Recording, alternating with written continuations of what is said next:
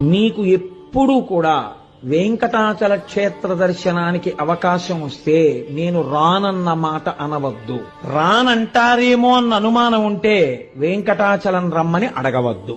ఎందుకో తెలుసా అండి? నాకు తెలుసు చాలా మంది. మొన్ననే కదా వెళ్ళొచ్చాం, ఎందుకులేండి తిరుపతి అన్న వాళ్ళకి ఆయన దర్శనం ఇవ్వలేదు, కొండ మీదకి రానివ్వలేదు.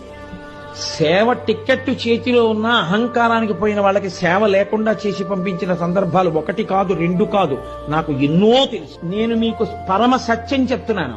ఇప్పుడు నేను చెప్తున్న ప్రసంగాన్ని మీరు వింటున్న విషయాన్ని వెంకటరమణుడు వింటున్నాడు.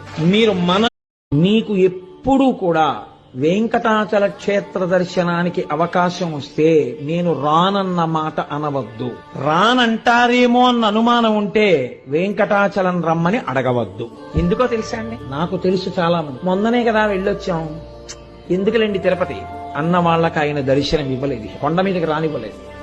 సేవ టిక్కెట్ చేతిలో ఉన్న అహంకారానికి పోయిన వాళ్ళకి సేవ లేకుండా చేసి పంపించిన సందర్భాలు ఒకటి కాదు, రెండు కాదు, నాకు ఎన్నో తెలుసు. నేను మీకు పరమ సత్యం చెప్తున్నాను. ఇప్పుడు నేను చెప్తున్న ప్రసంగాన్ని మీరు వింటున్న విషయాన్ని వెంకటరమణుడు వింటున్నాడు.